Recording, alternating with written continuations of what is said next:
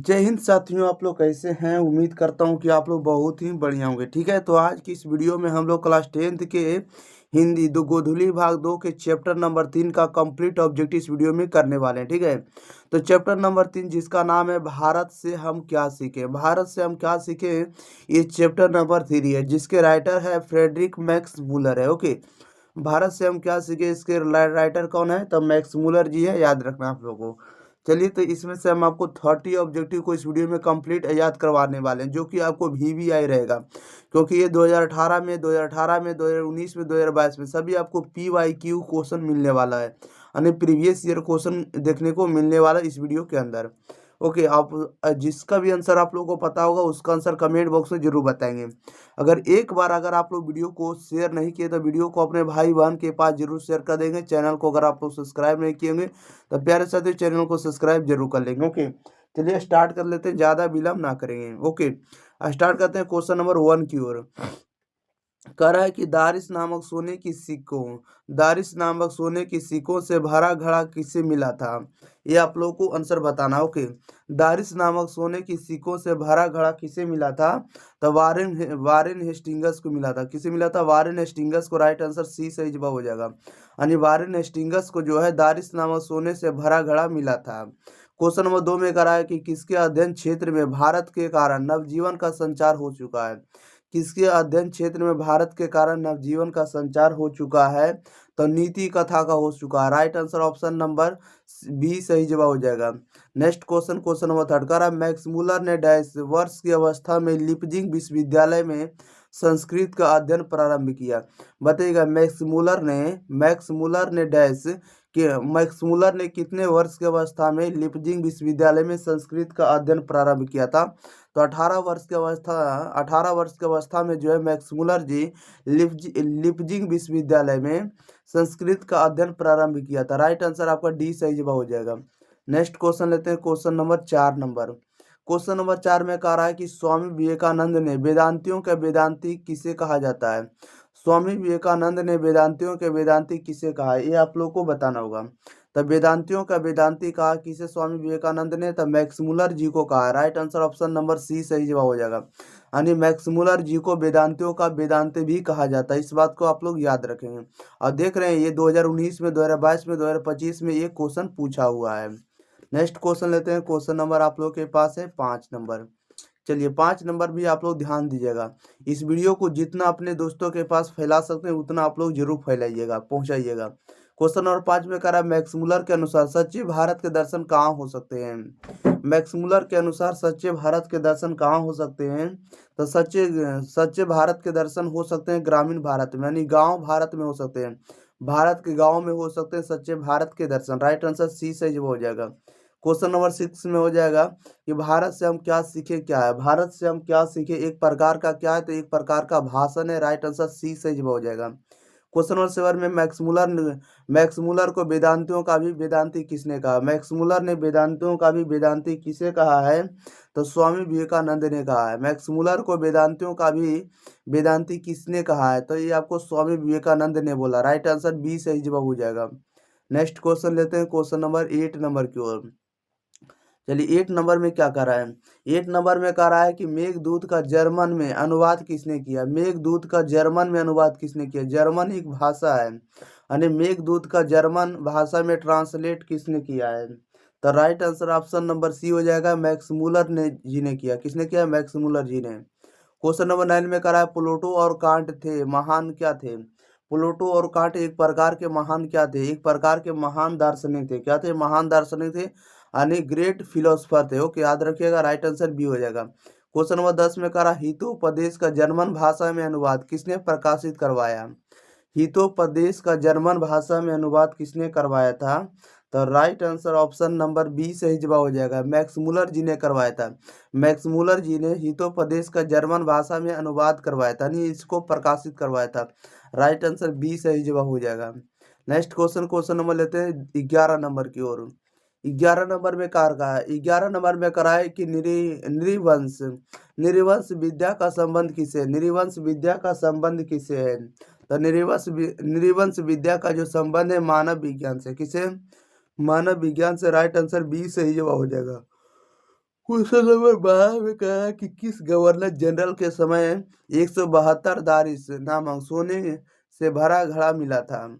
किस governor general के समय 172 दारिस नामक सोने से भरा घड़ा मिला था। तो वो कौन सा गवर्नर जनरल था जिसको 172 दारिस नामक सोने से भरा घड़ा मिला था। तो वो गवर्नर जनरल था वारेन हेस्टिंग्स था। कौन था? वारेन हेस्टिंग्स था। राइट आंसर सी सही जवाब हो जाएगा। 13 में कह रहा है मैक्स मुलर का जन्म कब हुआ था। मैक्स मुलर जी का जो जन्म है कब हुआ था? 1823 ईस्वी में मैक्स मुलर जी का जन्म होता है। Right answer option number A सही जवाब हो जाएगा। नेक्स्ट क्वेश्चन लेते हैं, क्वेश्चन नंबर 14 नंबर की ओर। चलिए 14 नंबर में क्या कह रहा है? 14 नंबर में कह रहा है कि सर विलियम जोन्स समुद्री यात्रा करते हुए भारत कब पहुंचे थे, बताइएगा। सर विलियम जोन्स समुद्री यात्रा करते हुए भारत कब पहुंचे थे? तब भारत पहुंचे थे 1783 ईस्वी को। Right answer option number D सही जवाब हो जाएगा। 1783 ईस्वी में सर विलियम जोन्स ने समुद्री यात्रा करते हुए भारत पहुंचे थे, यानी इंडिया पहुंचे थे। ओके, क्वेश्चन नंबर 15 में करा है मैक्स मुलर ने कालिदास की किस पुस्तक का जर्मन भाषा में अनुवाद किया था। बताना आप लोगों को प्यारे साथियों कि मैक्स मुलर ने कालिदास की किस पुस्तक का जर्मन भाषा में अनुवाद किया गया था।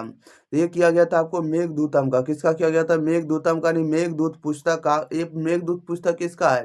तो कालिदास जी का। जो ट्रांसलेट जर्मन भाषा में किसने किया? मैक्स मुलर जी ने किया। याद रखिएगा। क्वेश्चन नंबर 16 में करा यूनान व रोम के संपूर्ण साहित्य से कहीं अधिक विशाल क्या है। करा यूनान व रोम के संपूर्ण साहित्य से कहीं अधिक विशाल क्या है। तो कहीं अधिक विशाल जो है ये क्या है? तो संस्कृत भाषा और साहित्य है। क्या? संस्कृत भाषा और साहित्य। याद रखिएगा। राइट आंसर ए सही जवाब हो जाएगा। नेक्स्ट क्वेश्चन लेते हैं, क्वेश्चन नंबर 17 नंबर की ओर। 17 नंबर में क्या कह रहा है? 17 नंबर में कह रहा है कि हरकस क्या थे, बताइएगा। हरकस जो थे क्या थे? हरकस हाकरस हाकरस क्या थे? ये राइट आंसर आप लोगों का क्या हो जाएगा? हरकस क्या थे? तो right answer option number D हो जाएगा। ये जो थे वनस्पति वैज्ञानी थे। क्या थे? वनस्पति विज्ञानी थे। राइट आंसर डी सही जवाब हो जाएगा। ओके, बोटनी साइंटिस्ट थे। क्वेश्चन नंबर 18 में कह रहा है मैक्स मुलर का जन्म आधुनिक जर्मनी के किस नगर में हुआ था। मैक्स मुलर का जन्म आधुनिक जर्मनी के किस नगर में हुआ था। राइट आंसर इसका क्या हो जाएगा? तो डेसाउ नगर में होता है। जर्मनी के डेसाउ नगर में जो है जर्मनी के डेसाउ नगर में मैक्स मुलर जी का जन्म होता है। क्वेश्चन 19 में कह रहा है भारत किसकी भूमि है। भारत जो है किसकी भूमि है? तो भारत जो है ब्राह्मण या वैदिक धर्म की भूमि है। भारत ब्राह्मण या वैदिक धर्म की भूमि है। राइट आंसर बी सही जवाब हो जाएगा। नेक्स्ट क्वेश्चन नंबर लेते हैं 20 नंबर की ओर। 20 नंबर में कह रहा है कि वाराणसी के पास दारिस नामक सोने के सिक्कों से भरा घड़ा किसे मिला था। वाराणसी के पास दारिस नामक सोने से भरा घड़ा किसे मिला था। तो राइट आंसर 20 का सही जवाब सी हो जाएगा। वारेन हेस्टिंग्स को मिला था। वाराणसी के पास जो दारिस नामक सोने से भरा घड़ा किसे मिला था? तो वारेन हेस्टिंग्स जी को मिला था। राइट आंसर सी हो जाएगा। 21 में करा है कि प्रत्न मानव का अर्थ क्या है। प्रत्न मानव का अर्थ क्या होता है? तो प्रत्न मानव का अर्थ होता है प्राचीन मानव। क्या होता है? प्राचीन मानव होता है। राइट आंसर डी सही जवाब हो जाएगा। 22 नंबर में करा है कि कितने वर्ष की उम्र में लिपजिंग विश्वविद्यालय में मैक्स मुलर ने संस्कृत का अध्ययन आरंभ कर दिया था, बताइएगा। 22 नंबर में कह रहा है कितने वर्ष की उम्र में लिपजिंग विश्वविद्यालय में मैक्स मुलर ने संस्कृत का अध्ययन प्रारंभ कर दिया था या आरंभ कर दिया था। तो संस्कृत को जो सीखना है ये मैक्स मुलर जी लिपजिंग विश्वविद्यालय में 18 वर्ष की उम्र में आरंभ कर दिए थे। राइट आंसर सी सही जवाब हो जाएगा। नेक्स्ट क्वेश्चन ले लेते हैं। क्वेश्चन नंबर आप लोग के पास है कितना नंबर? आप लोगों के पास है 23 नंबर। 22 के बाद कितना नंबर आता है प्यारे साथियों? 23 नंबर। 23 नंबर में कह रहा है कि मैक्स मुलर ने सर्वविध संपदा और प्राकृतिक सौंदर्य से परिपूर्ण किस देश को माना है। मैक्स मुलर ने सर्वविध संपदा और प्राकृतिक सौंदर्य से परिपूर्ण देश किस देश को माना है। तो किस देश को माना गया है? तो ये माना गया भारत देश को, यानी इंडिया को माना गया। राइट आंसर आपका सी सही जवाब हो जाएगा। 24 में कह रहा है मैक्स मुलर ने किस रचना का जर्मन भाषा में पदानुवाद किया है, बताइएगा। मैक्स मुलर ने किस रचना का जर्मन भाषा में पदानुवाद किया है। तो 24 का right answer option number A हो जाएगा मेघदूत का। मेघदूत का जो है जर्मन भाषा में अनुवाद करने वाले मैक्स मुलर जी है, वो पुस्तक का नाम क्या है, मेघदूत है। किनकी पुस्तक है, कालिदास की है। क्वेश्चन नंबर 25 में कह रहा है कि फ्रेडरिक मैक्समुलर किस पाठ के रचयिता है। फ्रेडरिक मैक्समुलर जो है किस पाठ के रचयिता है। तब भारत से हम क्या सीखे के रचयिता है। भारत से हम क्या सीखे किसके किसके किसके चैप्टर है, ये किसने लिखे हैं। तब फ्रेडरिक मैक्समुलर जी ने लिखे हैं। राइट आंसर आपका क्या हो जाएगा, सी हो जाएगा। नेक्स्ट क्वेश्चन, क्वेश्चन नंबर 26 कह रहा है कि मैक्समुलर कहाँ के रहने वाले थे। आप लोगों को बताना होगा प्यारे साथियों कि मैक्समुलर कहाँ के रहने वाले थे। मैक्समुलर जो है आधुनिक जर्मनी के रहने वाले। Right answer option number B सही जवाब हो जाएगा। आज के जो जर्मनी है उसी देश के रहने वाले हैं मैक्समुलर जी। क्वेश्चन नंबर 27 में कह रहा है भारत कहाँ बसता है। भारत कहाँ बसता है, आप लोग बताइएगा प्यारे साथियों, भारत कहाँ बसता है। तो भारत बसता है लोगों के मन में बसता है। लोगों के मन में कौन बसता था, भारत बसता। राइट आंसर डी सही जवाब हो जाएगा। 28 में कह रहा है कि पारसियों के धर्म का क्या नाम है। पारसियों के धर्म का क्या नाम है, राइट आंसर क्या हो जाएगा। तो पारसियों के धर्म का जो नाम है जरथुष्ट है। क्या है, पारसियों के धर्म का नाम क्या है, तो जरथुष्ट है। राइट आंसर डी हो जाएगा। 29 में कह रहा है कि मैक्समुलर का पूरा नाम क्या है। मैक्समुलर जी का पूरा नाम क्या है। तब मैक्समुलर जी का जो पूरा नाम हुआ फ्रेडरिक मैक्समुलर हुआ। क्या फ्रेडरिक मैक्समुलर जो है मैक्समुलर जी का पूरा नाम है। नेक्स्ट क्वेश्चन लेते हैं। क्वेश्चन नंबर आप लोग के पास है 30 नंबर। चलिए 30 नंबर में आप लोग ध्यान देंगे। 30 नंबर में कह रहा है कि भारत की पुरातन भाषा कौन सी है। भारत की पुरातन भाषा कौन सी है। तब भारत की पुरातन भाषा के रूप में संस्कृत को जानी जाती है। राइट आंसर डी हो जाएगा। 31 में कह रहा है मैक्समुलर का जन्म कहाँ हुआ था। मैक्समुलर का जो जन्म है कहाँ हुआ था, आप लोग बताइएगा। मैक्समुलर जी का जो जन्म है आधुनिक जर्मनी के डेसाउ नगर में हुआ था। कहाँ हुआ था, आधुनिक जर्मनी के डेसाउ नगर में हुआ था। राइट आंसर सी हो जाएगा। 32 में कह रहा है कि भारतीय पुरातत्व सर्वेक्षण की वार्षिक रिपोर्ट किसने तैयार की थी। आप लोगों को इसका आंसर बताना होगा कि भारतीय पुरातत्व सर्वेक्षण की वार्षिक रिपोर्ट किसने तैयार की थी। तो राइट आंसर बी हो जाएगा, लॉर्ड कनिंघम ने। किसने किए थे, लॉर्ड कनिंघम जो है भारतीय पुरातत्व सर्वेक्षण की रिपोर्ट तैयार की थी। ओके। क्वेश्चन नंबर 33 में कह रहा है कि हेस्टिंगस को वाराणसी के पास कौन से सिक्के मिले थे। आप लोग को बताना होगा कि हेस्टिंगस को वाराणसी के पास कौन से सिक्के मिले थे। तो राइट आंसर बी हो जाएगा, दारिस नामक सोने के सिक्के मिले थे। किससे, तो दारिस नामक सोने के सिक्के मिले थे। याद रखिएगा, राइट आंसर बी हो जाएगा। नेक्स्ट क्वेश्चन, क्वेश्चन नंबर आप लोग के पास है 34 नंबर। 34 नंबर में कह रहा है कि वारेन हेस्टिंगस को दारिस सिक्के कहाँ मिले थे। वारेन वारेन हेस्टिंगस को दारिस सिक्के कहाँ मिले थे, आप लोगों को बताना होगा कि इसका राइट आंसर क्या हो जाएगा। कह रहा है कि वारेन हेस्टिंगस को दारिस नामक सोने के जो सिक्के हैं वाराणसी के पास मिले थे। कहाँ मिले थे, वाराणसी के पास। राइट आंसर सी सही जवाब हो जाएगा प्यारे साथियों। जय हिंद साथियों, आप लोग कैसे हैं। उम्मीद करता हूं कि आप लोग बहुत ही बढ़िया होंगे। तो आज की इस वीडियो में हम लोग क्लास 10 के हिंदी के गोधूली भाग 2 के चैप्टर नंबर 4 जिसका नाम है नाखून क्यों बढ़ते हैं, इसके राइटर कौन है, हजारी प्रसाद द्विवेदी जी है। नाखून क्यों बढ़ते हैं के राइटर कौन है, हजारी प्रसाद द्विवेदी जी है। इसके आज हम लोग कंप्लीट ऑब्जेक्टिव इस वीडियो में कंप्लीट याद करने वाले हैं। तो इस वीडियो में लगभग हम लोग 30 ऑब्जेक्टिव हम लोग याद करने वाले, 30 VBI ऑब्जेक्टिव याद करेंगे। ऑब्जेक्टिव VBI याद करेंगे क्योंकि जितने भी क्वेश्चन हम आपको करवाएंगे प्यारे साथियों, जितने वीडियो में जितना भी वीडियो जाएगा सभी आपको PYQ क्वेश्चन रहने वाला, नहीं प्रीवियस ईयर क्वेश्चन रहने वाला है। और साथ ही आपको जो जो क्वेश्चन बन सकते हैं एग्जाम में वही क्वेश्चन भी हम आपको इस वीडियो में करवाने वाले हैं। ये क्वेश्चन 2018 में, 2018 में, 23 में, 2018, 2022 में, ये जितने भी क्वेश्चन करवाएंगे प्यारे साथियों तमाम क्वेश्चन सभी आपको बोर्ड एग्जाम में पूछा जा चुका है। इसलिए ऐसे क्वेश्चन को जरूर पढ़कर जाइएगा। और साथ ही साथ अगर अपने भाई बहन के पास इस वीडियो को शेयर नहीं किए तो वीडियो को जरूर शेयर कर देंगे, स्टेटस लगा देंगे।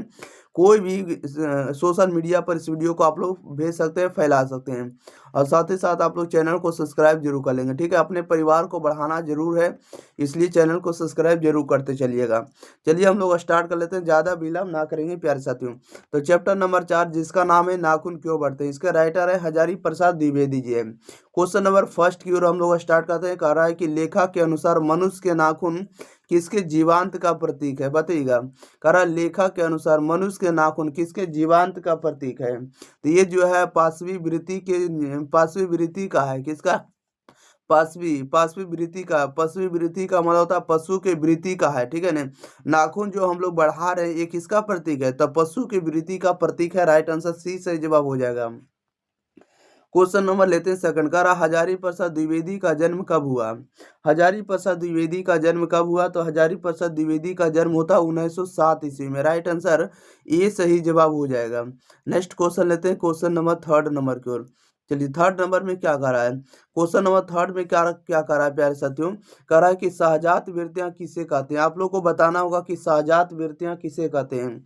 तो सहजात वृत्तियां किसे कहते हैं, तो अनजान स्मृतियों को जो है सहजात वृत्तियां कहा जाता है। अनजान स्मृतियों को सहजात वृत्तियां कहते हैं। राइट आंसर बी सही जवाब हो जाएगा। क्वेश्चन नंबर 4 में कह रहा है कि सब पुराने अच्छे नहीं होते, सब पुराने अच्छे नहीं होते और सब नए खराब नहीं होते, यह युक्ति किसकी है। सब पुराने नहीं, सब पुरान नहीं, सब पुराने अच्छे नहीं होते और सब नए खराब नहीं होते, यह युक्ति जो है किसकी है। तो यह युक्ति किसकी है आप लोग बता सकते हैं। ये युक्ति जो है आपको कालिदास की है। किसकी है, कालिदास की है। Right answer option number D सही जवाब हो जाएगा। नेक्स्ट क्वेश्चन लेते हैं, क्वेश्चन नंबर आप लोग के पास है नेक्स्ट क्वेश्चन। चलिए नेक्स्ट क्वेश्चन आप लोग ध्यान दीजिएगा। क्वेश्चन नंबर 5 में करा ललित निबंध, बताइएगा इनमें से कौन है जो ललित निबंध का उदाहरण है। ललित निबंध कौन है, तो ललित निबंध के रूप में कौन आता है, तो ललित निबंध के रूप में नाखून क्यों बढ़ते हैं। नाखून क्यों बढ़ते हैं एक प्रकार का ललित निबंध है। Right answer option number B सही जवाब हो जाएगा। क्वेश्चन नंबर 6 में करा है कि हजारी प्रसाद द्विवेदी द्वारा रचित पाठ कौन है। हजारी प्रसाद द्विवेदी द्वारा रचित पाठ कौन है, तो नाखून क्यों बढ़ते हैं। नाखून क्यों बढ़ते हैं ये जो है हजारी प्रसाद द्विवेदी द्वारा रचित पाठ है। राइट आंसर ये हो जाएगा। क्वेश्चन नंबर 7 में कह रहा है नाखून प्रतीक है। नाखून किसका प्रतीक है, नाखून किसका प्रतीक है, तो नाखून जो है पांचवी वृत्ति का प्रतीक है। नाखून किसका प्रतीक है, तो पांचवी वृत्ति का प्रतीक है। राइट आंसर ए सही जवाब हो जाएगा। Next question, question number 8 number. चलिए 8 नंबर में ध्यान दिएगा। 8 नंबर में क्या कर रहा है, क्वेश्चन नंबर 8 में कह रहा है कि दधीची की हड्डी से क्या बना था। दधीची की हड्डी से क्या बना था, तो इंद्र का वज्र बना था। क्या बना था, इंद्र का वज्र जो है दधीची की हड्डी से बना था। क्वेश्चन नंबर 9 में कह रहा है द्विवेदी जी ने किससे पूछा था कि नाखून क्यों बढ़ते हैं। द्विवेदी जी से किसने पूछा था कि नाखून क्यों बढ़ते हैं। ये किसने पूछा था, तो एक लड़की ने पूछा था। लड़की ने पूछा था। Right answer option number B सही जवाब हो जाएगा। क्वेश्चन नंबर 10 में कह रहा है कि किस देश के लोग बड़े बड़े नख रखना पसंद करते हैं। बताइएगा किस देश के लोग बड़े बड़े नख रखना पसंद करते हैं, तो गौड़ देश के लोग, गौड़ देश के जो लोग हैं ये बड़े बड़े नख रखना पसंद करते हैं। क्वेश्चन नंबर 11 में कह रहा है कि पुराने का मुंह सब समय वांछनीय ही नहीं होता। यह पंक्ति किस शीर्षक पाठ की है। पुराने का मुंह सब समय वांछनीय ही नहीं होता, यह पंक्ति किस शीर्षक पाठ की है। तो यह जो है नाखून क्यों बढ़ते हैं उससे लिया गया, ठीक है ना। सब पुराने कह रहा है कि पुराने का मुंह सब समय वांछनीय ही नहीं होता है, यह पंक्ति जो है किस शीर्षक पाठ से लिया गया, तो यह नाखून क्यों बढ़ते से लिया गया। राइट आंसर ए सही जवाब हो जाएगा। Next question, question number 12 number. चलिए 12 नंबर में क्या कह रहा है, क्वेश्चन नंबर 12 में कह रहा है कि अनाम दास का पोथा उपन्यास किस लेखक की कृति है। अनाम दास का पोथा जो उपन्यास है ये किस लेखक की कृति है, तो हजारी प्रसाद द्विवेदी की कृति है। अनाम दास का जो पोथा है किसका है, तो हजारी प्रसाद द्विवेदी जी का नोवेल है। क्वेश्चन नंबर 13 में कह रहा हजारी प्रसाद द्विवेदी जी ने निर्लज अपराधी किसे कहा है। हजारी प्रसाद द्विवेदी ने निर्लज अपराधी किसे कहा है, तो निर्लज अपराधी के रूप में नाखून को बोला। किसे बोला, नाखून को। राइट आंसर डी सही जवाब हो जाएगा। 14 में कह रहा है कि नाखूनों का बढ़ना किसका परिणाम है। नाखूनों का बढ़ना किसका परिणाम है, तो मनुष्य के अंध सहजात वृत्ति का है। किसका, मनुष्य के अंध सहजात वृत्ति का। राइट आंसर बी सही जवाब हो जाएगा। नेक्स्ट क्वेश्चन लेते हैं, क्वेश्चन नंबर 15 नंबर की ओर। चलिए 15 नंबर में क्या कह रहा है प्यारे साथियों, 15 नंबर में कह रहा है कि आलोक पर्व शीर्षक निबंध संग्रह किसकी रचना। आलोक पर्व शीर्षक निबंध किसकी रचना है, तो आलोक पर्व शीर्षक निबंध किसकी रचना, तो हजारी प्रसाद द्विवेदी जी की रचना। राइट आंसर ए सही जवाब हो जाएगा। 16 में करा आदमी के नाखून क्यों बढ़ते हैं। आदमी के नाखून क्यों बढ़ते हैं, यह प्रश्न लेखक से किसने पूछा है। ये लेखक से किसने पूछा है बताइएगा। इसका सही जवाब क्या हो जाएगा, कह रहा है कि आदमी के नाखून क्यों बढ़ते हैं, यह प्रश्न लेखक से किसने किया है। यह प्रश्न लेखक से किसने किया है, तो छोटी लड़की ने किया। Right answer option number B सही जवाब हो जाएगा। अगला क्वेश्चन कह रहा है कि लेखक हजारी प्रसाद द्विवेदी जी ने दयनीय जीव किसे कहा है, बताइएगा। हजारी प्रसाद द्विवेदी जी ने दयनीय जीव किसे कहा है, दयनीय जीव के रूप में किसे घोषित किया है, तो अल्पज्ञ पिता को किया। किसे किया, अल्पज्ञ पिताजी को। राइट आंसर ए सही जवाब हो जाएगा। नेक्स्ट क्वेश्चन लेते हैं, क्वेश्चन नंबर 18 नंबर की ओर। 18 नंबर में क्या कर रहा है, 18 नंबर में कह रहा है नाखूनों का बढ़ना मनुष्य की किस वृत्ति का परिणाम है, नाखूनों का बढ़ना मनुष्य की किस वृत्ति का परिणाम है। तो इसमें से कौन, देखिए नाखूनों का बढ़ना मनुष्य की किस वृत्ति का परिणाम है, तो यह जो आपको पाशवी वृत्ति का प्रतीक है। किसका था, पाशवी वृत्ति। पाशवी वृत्ति का मतलब होता है पशु की वृत्ति का। राइट आंसर बी सही जवाब हो जाएगा। 19 में करा कि कामसूत्र के रचयिता का नाम क्या है, तो कामसूत्र के रचयिता का नाम कौन है, तो कामसूत्र के जो रचयिता है वात्स्यायन है। कौन है, वात्स्यायन है। राइट आंसर बी सही जवाब हो जाएगा। 20 में कह रहा है कि शिक्षक का अर्थ क्या होता है, शिक्षक का अर्थ क्या होता है, तो शिक्षक का अर्थ होता है आलता होता है। क्या होता है, शिक्षक का अर्थ आलता होता है। राइट आंसर डी सही जवाब हो जाएगा। नेक्स्ट क्वेश्चन, क्वेश्चन नंबर 21 का रहा हजारी प्रसाद द्विवेदी को उनकी किस रचना पर साहित्य अकादमी पुरस्कार प्राप्त हुआ था। हजारी प्रसाद द्विवेदी जी को किस, हजारी प्रसाद द्विवेदी को किस रचना पर उनकी साहित्य अकादमी अवार्ड मिला था। तो 21 का सही जवाब क्या हो जाएगा, आप लोग बताइएगा। कह रहे हैं कि आचार्य हजारी प्रसाद द्विवेदी को उनकी किस रचना पर साहित्य अकादमी अवार्ड प्राप्त हुआ था, या साहित्य अकादमी पुरस्कार मिला था, तो आलोक पर्व पर मिला था। आलोक पर्व किसकी रचना, तो हजारी प्रसाद द्विवेदी जी की रचना है।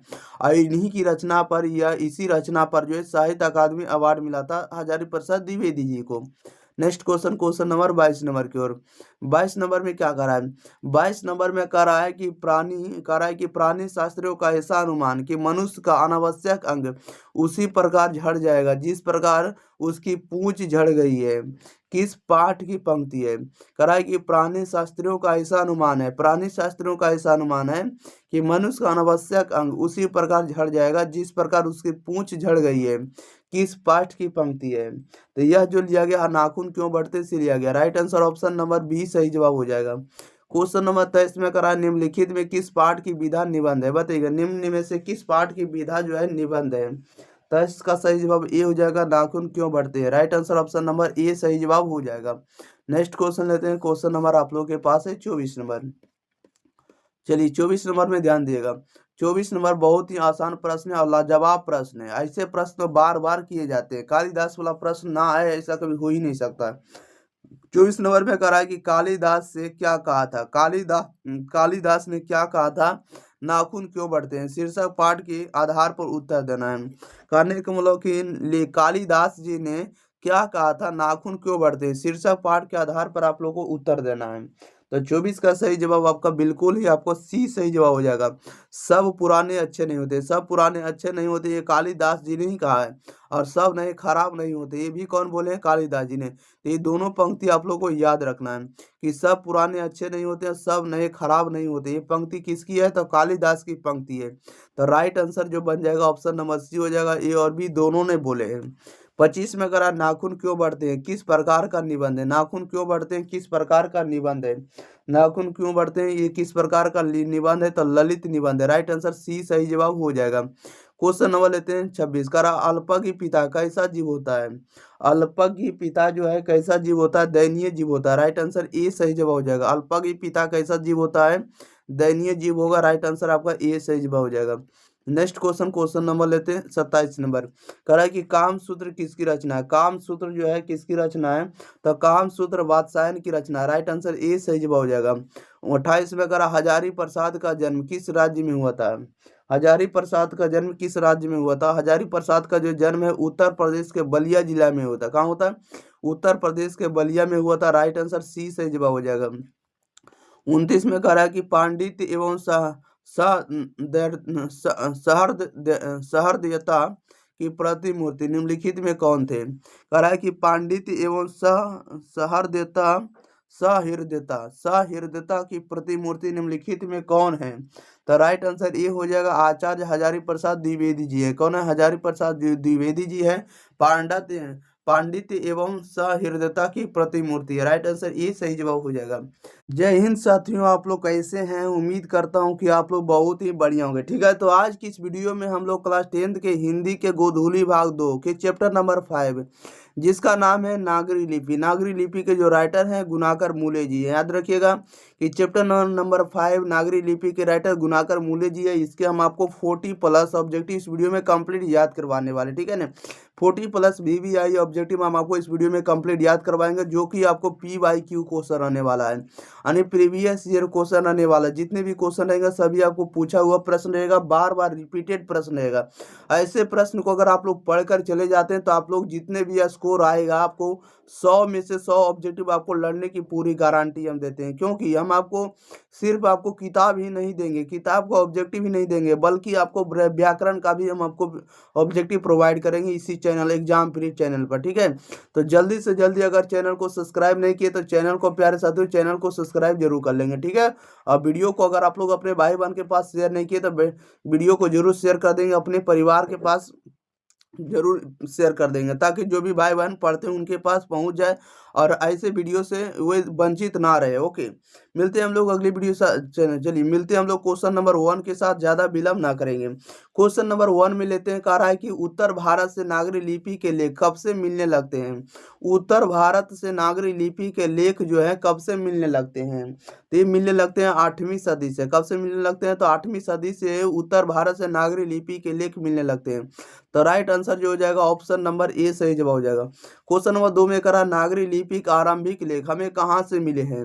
नागरी लिपि के आरंभिक लेख हमें कहाँ से मिले हैं, कहाँ से मिले हैं, तो दक्षिण भारत से मिले हैं। राइट आंसर सी सही जवाब हो जाएगा। क्वेश्चन नंबर 3 में करा कि बेतमा दान पत्र किस समय का है। बेतमा दान पत्र जो है किस समय का है, तो 1020 ईस्वी का है। 1020 ईस्वी का बेतमा दान पत्र है। राइट आंसर ए सही जवाब हो जाएगा। नेक्स्ट क्वेश्चन लेते हैं। क्वेश्चन नंबर आप लोग के पास है 4 नंबर। चलिए 4 नंबर में कह रहा है हिंदी के आदि कवि कौन है। हिंदी के आदि कवि कौन है, इसका सही जवाब बताइएगा। हिंदी के आदि कवि के रूप में किसे जानते हैं, तो हिंदी के आदि कवि के रूप में हम लोग चंदबर दाई को जानते हैं। किसको जानते हैं, चंदबर दाई को। राइट आंसर ए सही जवाब हो जाएगा। क्वेश्चन नंबर 5 में कह रहा है कि सरहद पाद की कृति है। सरहद पाद की कृति है। सरहद पाद की कृति कौन है, तो दोहा कोश। दोहा कोश जो है सरहद पाद की कृति है। Right answer option number A सही जवाब हो जाएगा। सरहद पाद की जो कृति है दोहा कोश है। राइट आंसर ए सही जवाब हो जाएगा। क्वेश्चन नंबर 6 में करा है हिंदी लिखी जाती है। हिंदी जो है लिखी जाती है, हिंदी की लिखी जाती है आपको देवनागरी लिपि में। राइट आंसर ए सही जवाब हो जाएगा। नेक्स्ट क्वेश्चन लेते हैं। क्वेश्चन नंबर आप लोग के पास है 7 नंबर। चलिए 7 नंबर आप लोग ध्यान दीजिएगा। 7 नंबर में कह रहा है कि नागरी लिपि पाठ के लेखक कौन है। नागरी लिपि पाठ के लेखक कौन है, तो गुणाकर मूले। राइट आंसर बी सही जवाब हो जाएगा। क्वेश्चन नंबर 8 में कह रहा है कि ईसा की 14वीं 15वीं सदी के विजयनगर के शासकों ने अपने लेखों की लिपि को कहा है। कौन सी लिपि कहा है बताइएगा। कह रहा है कि ईसा की 14वीं 15वीं सदी के विजयनगर के शासकों ने अपने लेखों की लिपि को कहा है। कौन सी लिपि का है, तो नंदी नागरी लिपि का है। क्या कहा है, तो नंदी नागरी लिपि। राइट आंसर ए सही जवाब हो जाएगा।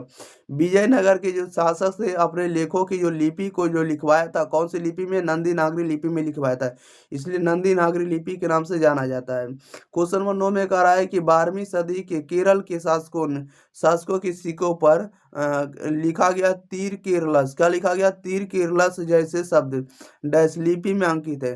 तीर केरलस जो शब्द अंकित है ये किस लिपि में अंकित किए गए हैं, या किस लिपि में लिखे गए हैं, तो क्वेश्चन नंबर आपका 9 का सही जवाब डी हो जाएगा। तीर केरलस जो लिखा गया देवनागरी लिपि में लिखा गया। राइट आंसर डी सही जवाब हो जाएगा। क्वेश्चन नंबर 10 में करा दोहा कोश किसकी कृति है। दोहा कोश जो है किसकी कृति है, तो दोहा कोश जो है सरहद पाद की कृति है। सरहद पाद की कृति है दोहा कोश। राइट आंसर ए सही जवाब हो जाएगा।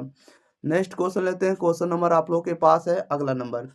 चलिए ध्यान दीजिएगा, पूरे प्रश्न हम आपको करवाएंगे प्यारे साथियों, इसलिए आप लोगों को वीडियो को शुरू से अंत तक बने रहना है।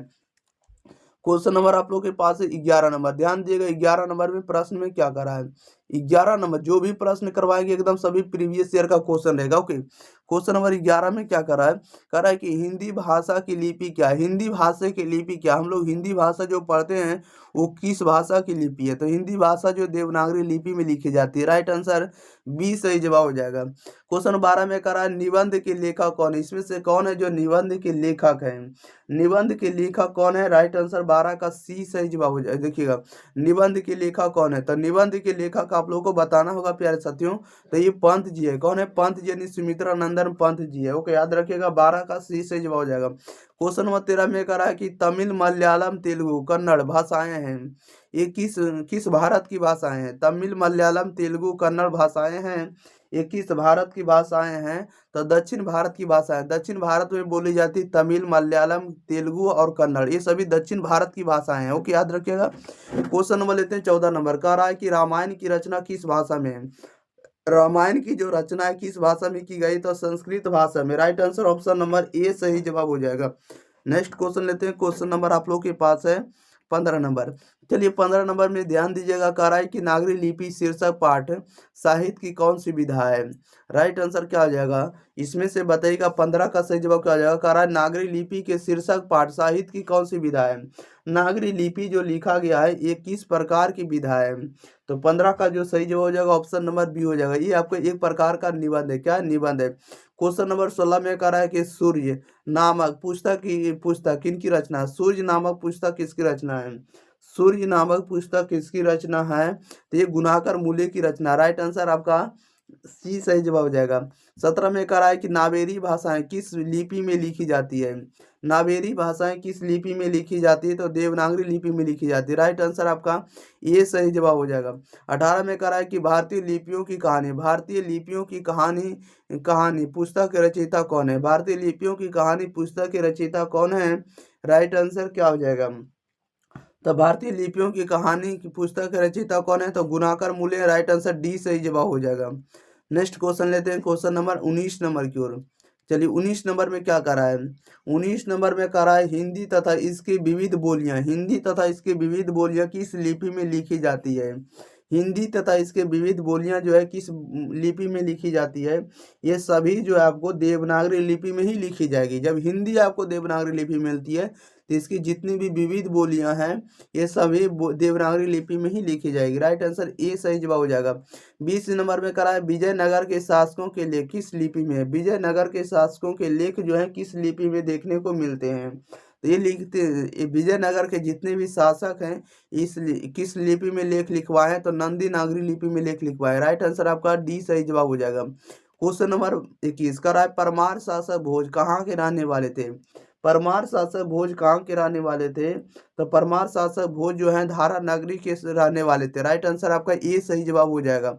धारा नगरी के रहने वाले थे। क्वेश्चन नंबर 22 नंबर में क्या करा? 22 नंबर में कह रहा है कि किस शासक ने ऐसा सिक्का चलाया जिस पर नागरी लिपि में रामसीय शब्द अंकित है? रामसीय शब्द अंकित है, किस शासक ने लिखवाया था? बताइएगा। तो 22 का जो सही जवाब हो जाएगा ऑप्शन नंबर बी हो जाएगा। क्या हो जाएगा? ऑप्शन नंबर बी हो जाएगा। बादशाह अकबर ने लिखवाया था। यानी किस शासक ने ऐसा सिक्का चलवाया था या चलाया था जिस पर नागरी लिपि में रामसीय शब्द अंकित है? रामसीय शब्द अंकित है किसमें? तो ये किसने चलवाया था? बादशाह अकबर ने चलाया था। ओके, मुगल बादशाह अकबर ने। कह रहा है कि चंद्रगुप्त द्वितीय विक्रमादित्य का व्यक्तिगत नाम क्या है? चंद्रगुप्त द्वितीय का विक्रमादित्य का व्यक्तिगत नाम क्या हुआ? तो इसका जो व्यक्तिगत नाम होता है क्या है? तो देव है। क्या? देव नाम प्रिय के नाम से भी इसको जानते हैं। क्वेश्चन नंबर 24 कह रहा है कि कर्नाटक प्रदेश का श्रवणबेलगोला स्थान किसका प्रसिद्ध तीर्थ स्थल है? बताइएगा। कह रहा है कि कर्नाटक प्रदेश का श्रवणबेलगोला या श्रवणबेलगोल नामक स्थान जो है प्रसिद्ध स्थल है। ये किसका प्रसिद्ध स्थल है? तो ये जो है जैनों का है। किसका? जैन धर्मों का। राइट आंसर आपका डी सही जवाब हो जाएगा। नेक्स्ट क्वेश्चन लेते हैं। क्वेश्चन नंबर 25 नंबर की ओर। 25 नंबर में करा धारा नगरी का कौन शासक अपने अपने विद्यानुराग के लिए इतिहास में प्रसिद्ध है? धारा नगरी का कौन सा शासक अपने विद्यानुराग के लिए इतिहास में प्रसिद्ध है? तो इतिहास में प्रसिद्ध है किसके लिए? तब परमार शासक भोज। परमार शासक धारा नगरी के शासक कौन है? तो ये आपको परमार शासक भोज है। ये किसके लिए प्रसिद्ध है? तब विद्यानुराग के इतिहास के लिए प्रसिद्ध है। क्वेश्चन नंबर 24 में करा है कि मराठी, नेपाली और नेवारी भाषाओं की लिपि क्या है? मराठी, नेपाली और नेवारी भाषाओं की लिपि क्या है? तो राइट आंसर डी सही जवाब हो जाएगा। देवनागरी लिपि है। यानी मराठी, नेपाली और नेवारी जितनी भी भाषाएं आप बोले हैं हिंदी, ये सभी देवनागरी लिपि में लिखी जाती है। क्वेश्चन नंबर 27 में करा नागरी लिपि शीर्षक पाठ कहाँ से लिया गया? नागरी लिपि शीर्षक पाठ जो है कहाँ से लिया गया? नागरी लिपि शीर्षक पाठ कहाँ से लिया गया था? भारतीय लिपियों की कहानी से। भारतीय लिपियों की कहानी से लिया गया है। राइट आंसर आपका ए सही जवाब हो जाएगा। नेक्स्ट क्वेश्चन लेते हैं, क्वेश्चन नंबर 28 नंबर। 28 नंबर में क्या कर रहा है निम्न भाषाओं में से किस भाषा को देवनागरी लिपि में लिखते हैं? निम्न भाषाओं में से किस भाषा को देवनागरी लिपि में लिखते हैं? किस भाषा को देवनागरी लिपि में लिखते हैं? तो हिंदी को देवनागरी में लिखते हैं। Right answer option number D सही जवाब हो जाएगा। ये सभी आपको, ये जो लिखा जाता है आपको बताइएगा, अंग्रेजी को रोमन में लिखा जाता है, रोमन लिपि में, पंजाबी को गुरुमुखी लिपि में, और बांग्ला को आप लोग बताइएगा कमेंट बॉक्स में इसका क्या सही जवाब हो जाएगा। बांग्ला को किस लिपि में लिखा जाएगा? कह रहा है कि टकसाल शब्द का अर्थ क्या होता है? टकसाल का अर्थ क्या होता है? टकसाल का अर्थ होता है जहाँ सिक्के ढलते हैं, जहाँ सिक्का ढाले जाते हैं, जहाँ सिक्का ढलते हैं या ढाले जाते हैं उसे क्या कहते हैं? टकसाल कहते हैं, जहाँ टकसाल का प्रयोग होता है। नेक्स्ट क्वेश्चन लेते हैं, क्वेश्चन नंबर आप लोग के पास है 30 नंबर। चलिए 30 नंबर में क्या कह रहा है प्यारे साथियों? 30 नंबर में आप लोग ध्यान दिएगा। 30 नंबर में जैसा कि आप लोग देख रहे हैं, जितने भी क्वेश्चन है सभी आपको वीवीआई प्रश्न आपको देखने को मिल रहे हैं। ऐसा एक सिंगल क्वेश्चन भी आपको देखने को नहीं मिलने वाला है कि एग्जाम से बाहर आ चुका है। एग्जाम में यही सब क्वेश्चन आते हैं, अगर आप लोग पढ़कर जाते तो बना कर आइएगा। 30 नंबर में कह रहा है कि स्थापत्य की उत्तर भारत की एक विशेष शैली को क्या कहते हैं? बताइएगा। कह रहा है कि स्थापत्य की उत्तर भारत की एक विशेष शैली को क्या कहते हैं? तो एक विशेष शैली को हम लोग नागर शैली कहते हैं। राइट आंसर बी सही जवाब हो जाएगा। 31 में कह रहा है कि बादशाह अकबर ने जो सिक्का चलाया था उस पर किनकी आकृति अंकित है? बादशाह अकबर ने जो सिक्का चलाया था उस पर किनकी किनकी आकृति अंकित है? किसकी आकृति अंकित है? तो राम सीता की आकृति अंकित है। Right answer option number C सही जवाब हो जाएगा। नेक्स्ट क्वेश्चन लेते हैं, क्वेश्चन नंबर 32 नंबर की ओर। 32 नंबर में कह रहा है कि हस्तलिपि किसे कहते हैं? हस्तलिपि किसे कहते हैं? तो हस्तलिपि कहते हैं हाथ की लिखावट को। हाथ की लिखावट को क्या कहते हैं? जो हाथ से लिखा हुआ रहता है उसे हम लोग हस्तलिखित कहते हैं, उसे हम लोग हाथ की लिखावट को हस्तलिपि लिपि कहते हैं। 33 में कह रहा है कि बादशाह अकबर ने जो सिक्का चलाया था उस पर कौन शब्द अंकित अंकित है? बताइएगा। कह रहा है कि बादशाह अकबर ने जो सिक्का चलाया था उस पर कौन सा शब्द अंकित है? तो राम सीता अंकित है। क्या है? राम सीता या सिया राम अंकित है। राइट आंसर बी सही जवाब हो जाएगा। 33 का क्या देखिए, ये राइट इस तरह का रहेगा, राम सिया इस तरह से लिखा हुआ राम सिया, ये right answer option number D सही जवाब हो जाएगा। राम सिया अंकित है। राइट आंसर आपको ऑप्शन नंबर डी से जो पहले राम तब सिया होगा। ओके, सिया राम नहीं मारना है।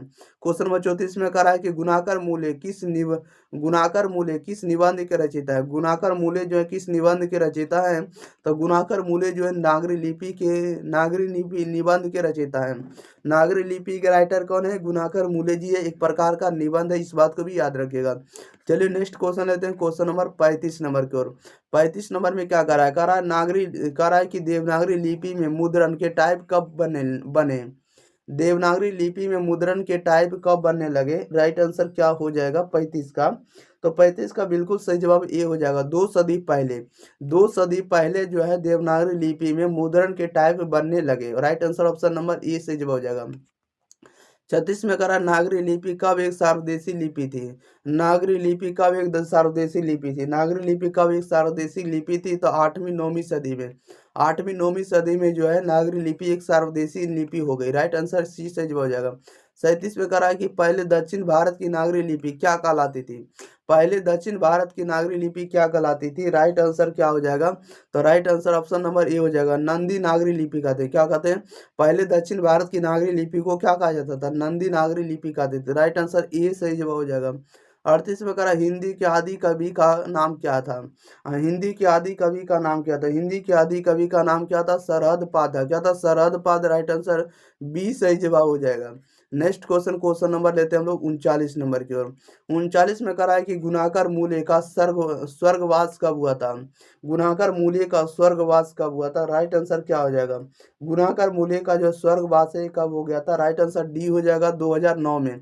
2009 ईस्वी में गुणाकर मूल्य का स्वर्गवास हो गया था, यानी मृत्यु हो गया था। क्वेश्चन नंबर 40 में कह रहा है कि गुणाकर मूल्य का जन्म किस राज्य में होता है। गुणाकर मूल्य का जो जन्म है किस राज्य में हुआ था, तो गुणाकर मूल्य का जन्म हुआ था महाराष्ट्र राज्य में होता। कहाँ होता? महाराष्ट्र में इनका जन्म हुआ था गुणाकर मूल्य का। 41 में कह रहा है कि गुणाकर मूल्य जो है, गुणाकर मूल्य का जन्म कब हुआ था। गुणाकर मूल्य का जन्म कब हुआ था, तो गुणाकर मूल्य का जन्म होता 1935 में। कब होता? 1935 में इनका जन्म होता है। गुणाकर मूल्य का जन्म कब होता? 1935 ईस्वी में होता। Right answer option number D सही जवाब हो जाएगा। जय हिंद साथियों, आप लोग कैसे हैं? उम्मीद करता हूं कि आप लोग बहुत ही बढ़िया होंगे। ठीक है, तो आज की इस वीडियो में हम लोग क्लास 10th की हिंदी गोधुली भाग 2 के चैप्टर नंबर 6 जिसका नाम है बहादुर। बहादुर चैप्टर यानी चैप्टर नंबर 6, इसके राइटर है आपको अमरकांत जी है। कौन है? बहादुर चैप्टर के राइटर कौन है? अमरकांत जी है। इसके आपको हम कंप्लीट ऑब्जेक्टिव हम याद करवाने वाले हैं। यानी इस वीडियो में हम आपको टॉप 30 प्लस BVI यानी टॉप 30 BVI ऑब्जेक्टिव को इस वीडियो में कंप्लीट याद करवाने वाले हैं, जो कि आपको PYQ क्वेश्चन आने वाला है, प्रीवियस ईयर क्वेश्चन आने वाला है। तो अगर आप लोग इस वीडियो को देखकर चले जाते हैं तो इस चैप्टर से आपको एक भी सिंगल क्वेश्चन आपको बाहर देखने को नहीं मिलेगा। ठीक है, और आएगा तो आप बना कर आएंगे, ठोक कर आएंगे। अब पूरे विषय का आपको इसी चैनल पर आपको देखने को मिलेगा। तो साथ ही साथ अगर आप लोग चैनल को सब्सक्राइब नहीं किए हैं, एग्जाम पर चैनल को सब्सक्राइब नहीं किए, तो चैनल को सब्सक्राइब कर लेंगे। वीडियो को आप लोग अपने भाई बहन के पास जरूर शेयर कर देंगे। ठीक है, ज़्यादा विलम्ब नहीं करेंगे प्यारे साथियों, ताकि आप लोगों का विलम्ब हो जाए। इसलिए आप लोग क्या करेंगे, चैनल को सब्सक्राइब कर वीडियो को शेयर करते रहेंगे। वीडियो को लाइक जरूर करेंगे। लाइक नहीं करते हैं, किस विषय पर आप लोग को वीडियो चाहिए जल्दी में, वे भी कमेंट करके जरूर बताएंगे। किस पर मैराथन चाहिए वो भी कमेंट कर हमें जरूर बता सकते हैं।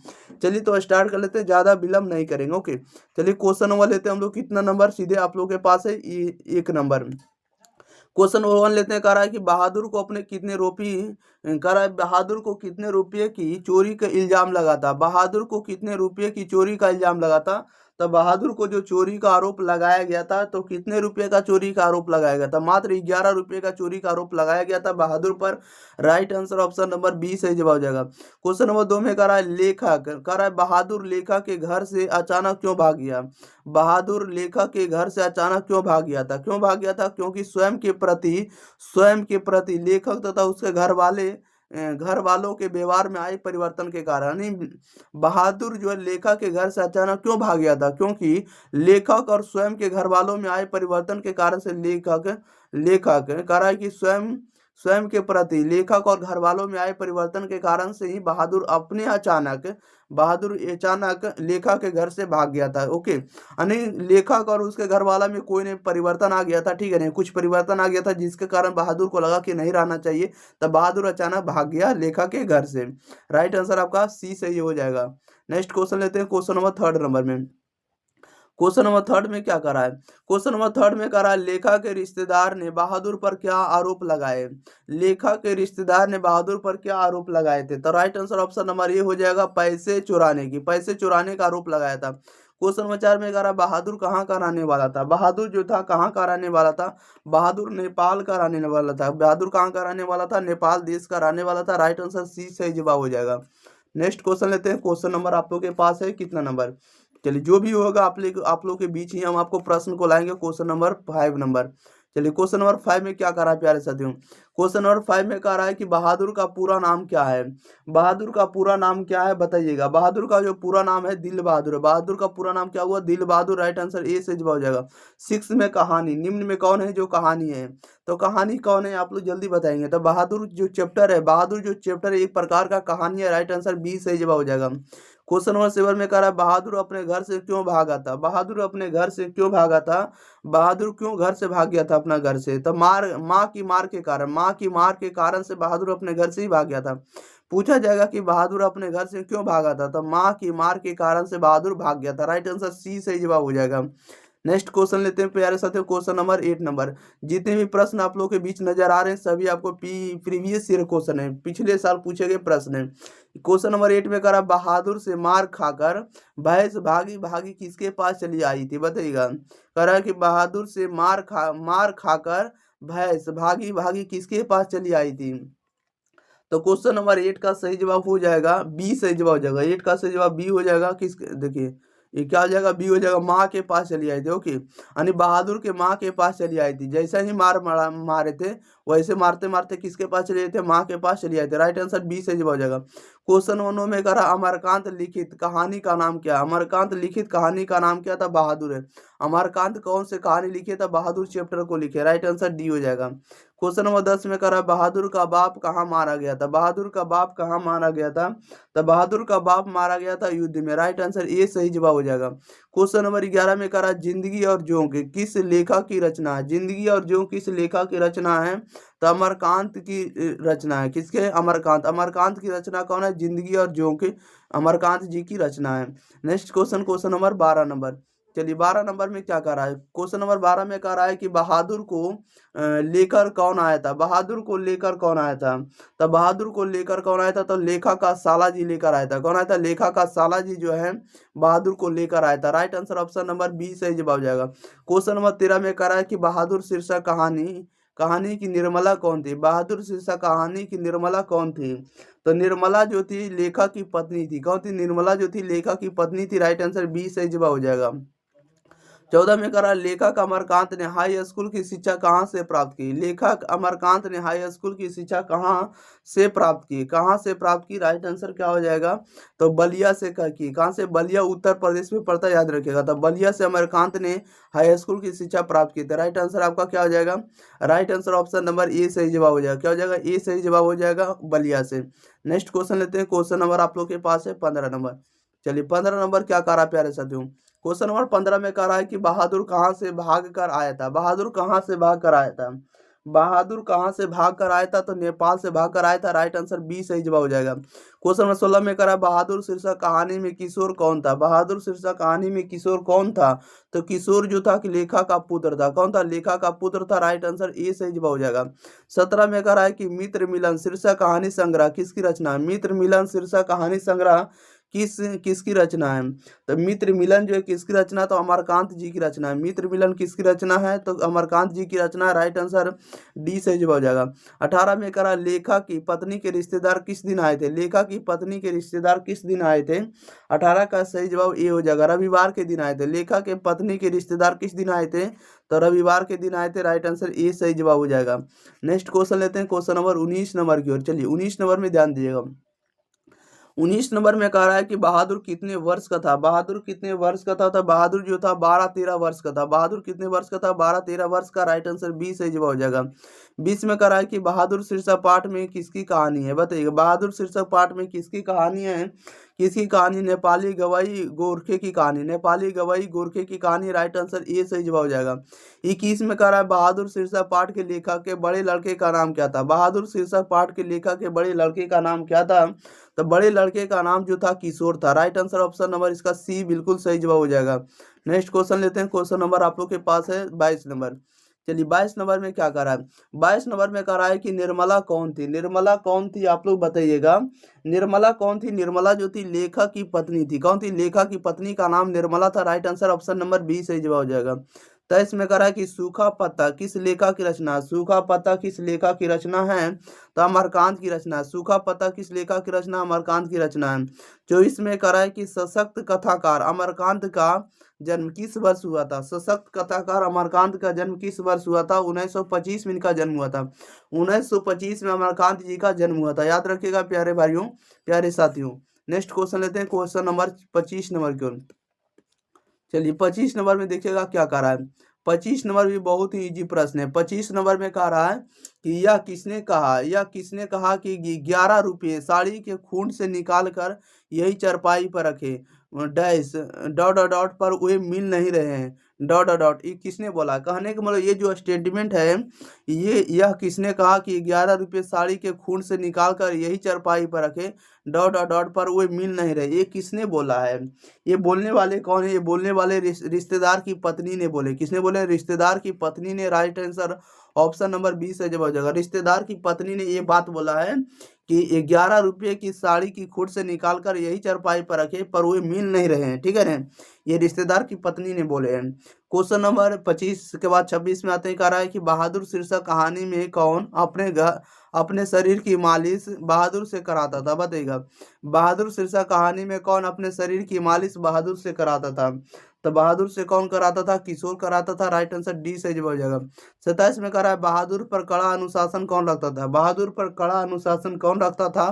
तो किशोर रखता था। कौन रखता था? किशोर। राइट आंसर सी सही जवाब हो जाएगा। नेक्स्ट क्वेश्चन, क्वेश्चन नंबर लेते हैं हम लोग 28 नंबर। कह रहा है कि बहादुर के कहानीकार कौन है? बहादुर के कहानीकार कौन है? तो आपको अमरकांत जी है। बहादुर जो चैप्टर है कहानी है, इसलिए कहानीकार के नाम का क्या हुआ? तो अमरकांत नाम हुआ। क्या हुआ? अमरकांत। बहादुर चैप्टर के राइटर कौन है? तो आपको अमरकांत हुए।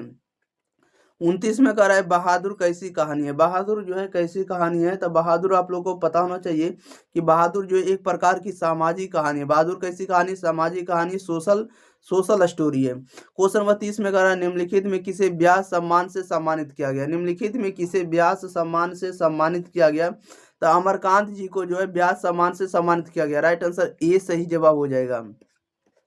Next question, question number 31। 31 में कह रहा है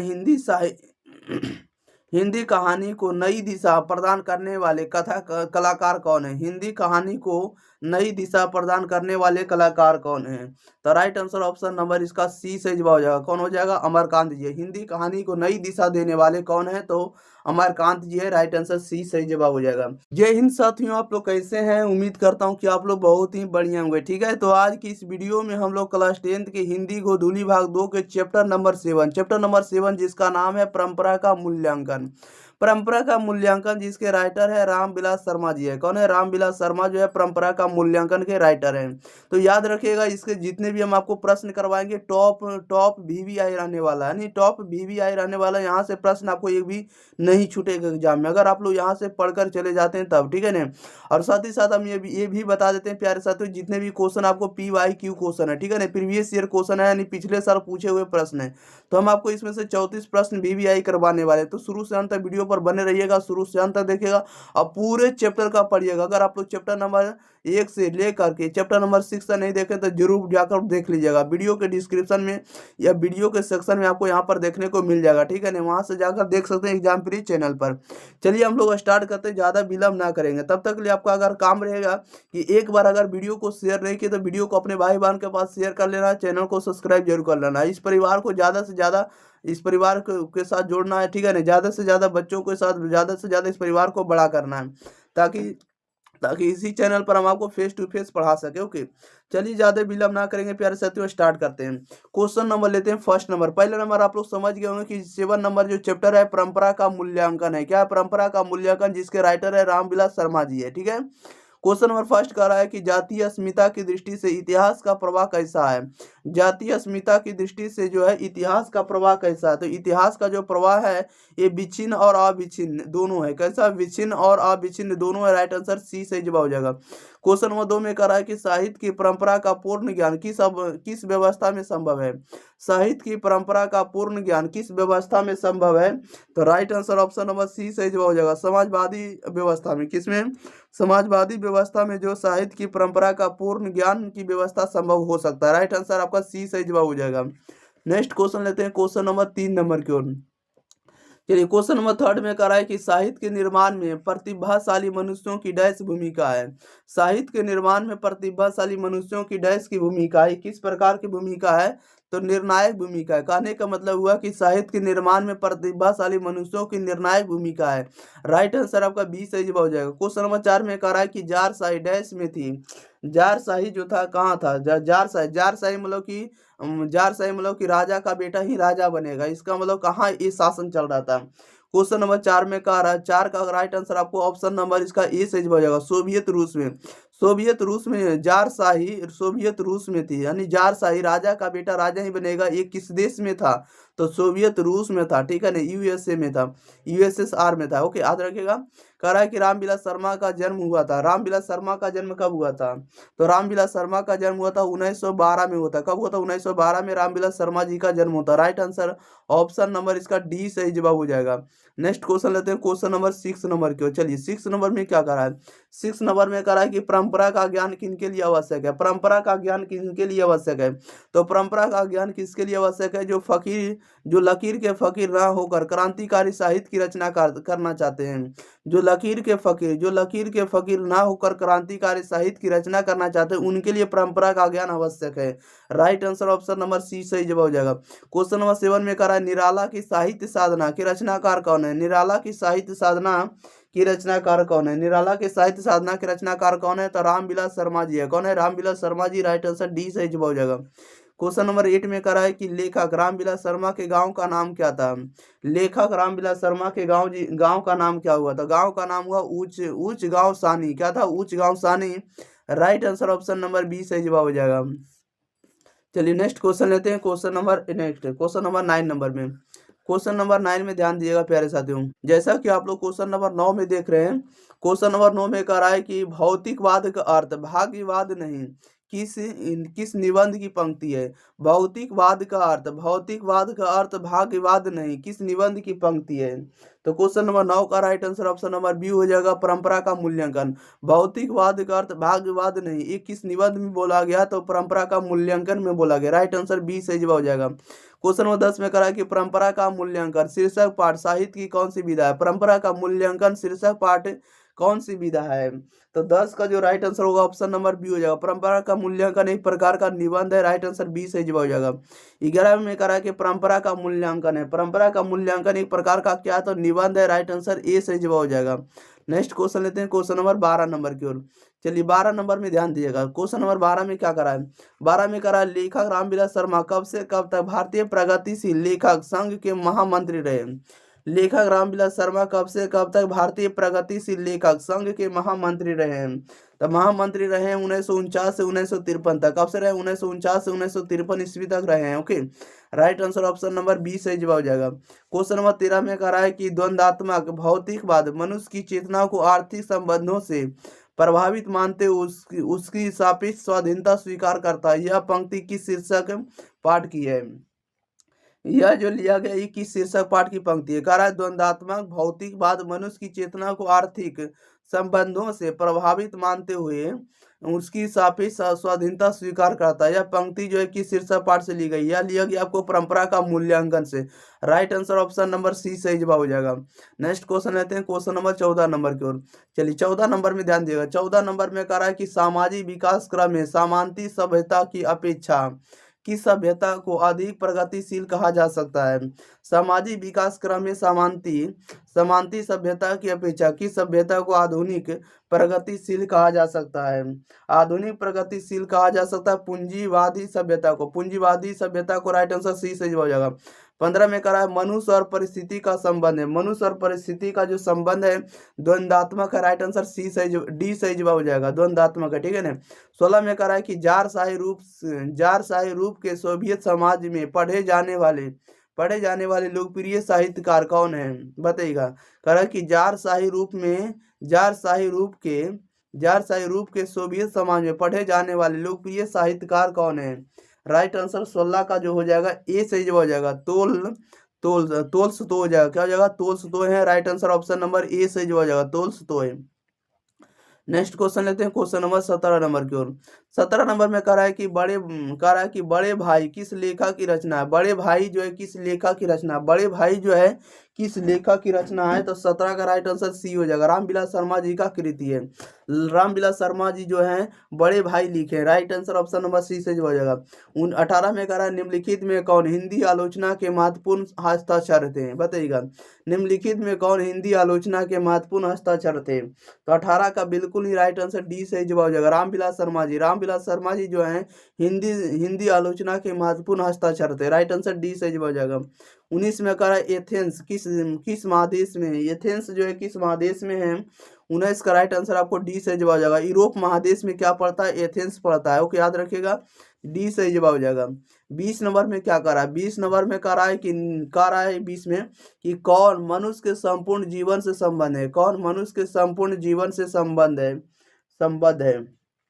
मनुष्य के संपूर्ण जीवन से कौन संबद्ध है? राइट आंसर 20 का सही जवाब बी हो जाएगा, साहित्य है। Right answer option number B सही जवाब हो जाएगा। 21 में करा लेखक रामविलास शर्मा को उनकी किस रचना पर साहित्य अकादमी पुरस्कार प्राप्त हुआ? लेखक रामविलास शर्मा को उनकी किस रचना पर साहित्य अकादमी पुरस्कार प्राप्त हुआ था? तो 21 का जो राइट आंसर होगा ऑप्शन नंबर ए हो जाएगा, निराला की साहित्य साधना। निराला की साहित्य साधना पर हुआ था। ओके, 22 में कह रहा है कि एथेस्ट शब्द का अर्थ क्या है। एथेस्ट शब्द का अर्थ क्या होगा। एथेस्ट शब्द का अर्थ क्या होता है, पर्याय होता है। क्या पर्याप्त होता है। Right answer option number B सही जवाब हो जाएगा। Next question, question number 23। चलिए 23 नंबर में क्या कर रहा है। 23 नंबर में जैसा कि आप लोग देख रहे हैं तो इसमें कह रहा है लैटिन कवि वर्जिल पर किसने एक बड़ी अच्छी कविता लिखी थी। बताइएगा, लैटिन कवि वर्जिल पर किसने एक बड़ी अच्छी कविता लिखी थी। ये लिखने वाले कौन है। तो राइट आंसर 23 का ए सही जवाब हो जाएगा। अंग्रेज कवि टेनिसन है। कौन है। अंग्रेज कवि टेनिसन जो है लैटिन कवि वर्जिल पर एक सबसे बड़ी अच्छी कविता लिखी है। Right answer option number A सही जवाब हो जाएगा। क्वेश्चन नंबर 24 में कह रहा है कि टेनिसन किस भाषा के कवि है। टेनिसन जो है टेनिसन किस भाषा के कवि हैं। राइट आंसर सी से जवाब हो जाएगा। अंग्रेजी भाषा के कवि हैं। 25 में करा है परंपरा का मूल्यांकन शीर्षक पाठ के लेखक कौन है। परंपरा का मूल्यांकन पाठ के लेखक कौन है। रामविलास शर्मा है। राइट आंसर ए सही जवाब हो जाएगा। नेक्स्ट क्वेश्चन लेते हैं, क्वेश्चन नंबर 26 नंबर में। 26 नंबर में क्या कह रहा है। 26 नंबर में कह रहा है कि एक भाषा बोलने वाली जाति की तरह अनेक भाषाएं बोलने वाले राष्ट्र को भी अस्मिता होती है। यह किस शीर्षक पाठ की पंक्ति है। कह रहा है एक भाषा बोलने वाली जाति की तरह अनेक भाषाएं बोलने वाले राष्ट्र की भी अस्मिता होती है। यह किस शीर्षक पाठ की पंक्ति है। तो 26 का जो राइट आंसर होगा ऑप्शन नंबर डी हो जाएगा। परंपरा का मूल्यांकन का है। किसका। परंपरा का मूल्यांकन का राइट आंसर डी सही जवाब हो जाएगा। नेक्स्ट क्वेश्चन लेते हैं, क्वेश्चन नंबर आप लोगों के पास है 27 नंबर। चलिए 27 नंबर में ध्यान दिएगा। 27 नंबर में प्यारे साथियों क्या कर रहा है। जैसा कि 27 नंबर में देख रहे हैं, कह रहा है यदि मनुष्य परिस्थितियों का नियामक नहीं है तो परिस्थितियां भी मनुष्य की नियामक नहीं है। यह कथन किस लेखक का है। बताइएगा, कह रहा है यदि मनुष्य परिस्थितियों का नियामक नहीं है तो परिस्थितियां भी मनुष्य की नियामक नहीं है। यह कथन किस लेखक का है। यह कथन किस लेखक का है। तो रामविलास शर्मा जी का। राइट आंसर सी सही जवाब हो जाएगा। 28 में कह रहा आदिम शब्द का अर्थ क्या है। आदिम शब्द का अर्थ क्या होता है। तो आदिम शब्द का अर्थ होता है अति प्राचीन। क्या होता है। आदिम का अर्थ होता है अति प्राचीन होता है। राइट आंसर बी से जवाब हो जाएगा।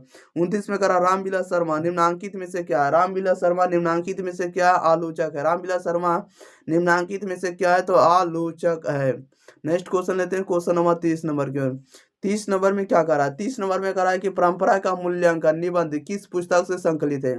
परंपरा का मूल्यांकन शीर्षक निबंध जो है किस पुस्तक से संकलित है। 30 का जो सही जवाब हो जाएगा ऑप्शन नंबर बी हो जाएगा। परंपरा का मूल्यांकन से ही है। परंपरा का मूल्यांकन निबंध जो किस पुस्तक से में संकलित है या किस पुस्तक से संकलित है। परंपरा का मूल्यांकन से। राइट आंसर बी हो जाएगा। 31 में कहा है कि दूसरों की नकल कर सीखा गया साहित्य कैसा होता है। दूसरों की नकल कर सीखा गया साहित्य कैसा होता है। ये अधम होता है। क्या होता है। अधम होता है। राइट आंसर बी सी सही जवाब हो जाएगा। क्या हो जाएगा। सी सही जवाब हो जाएगा अधम। 32 में कह रहा है राइफल लियोनार्डो दी विंसी और एंजेलो किसकी देन है। बताइएगा, राइफल कह रहा है कि राइफल लियोनार्डो दी विंसी और एंजेलो किसकी देन है।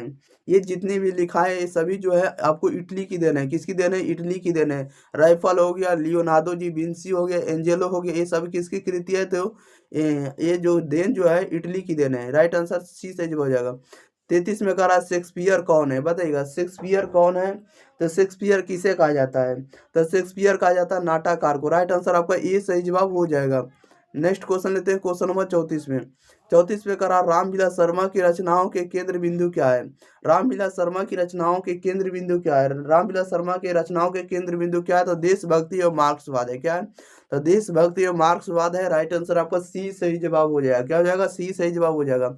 चलिए प्यारे साथियों, तो इस वीडियो में पूरे हम आपको ऑब्जेक्टिव कंप्लीट याद करवा दिए। तो आपका काम रहेगा कि इस वीडियो को आप लोग अपने भाई बहन के पास शेयर जरूर करेंगे और चैनल को सब्सक्राइब नहीं किया तो चैनल को सब्सक्राइब कर देंगे और साथ ही साथ वीडियो को लाइक कर बताएंगे कि आपको किस वीडियो पर किस सब्जेक्ट पर आप लोग को वीडियो चाहिए। ओके, और बताएंगे कि आपको वीडियो कैसा लगता है। मिलते हैं अगली वीडियो के साथ। आप लोग thank you for watching this video. धन्यवाद।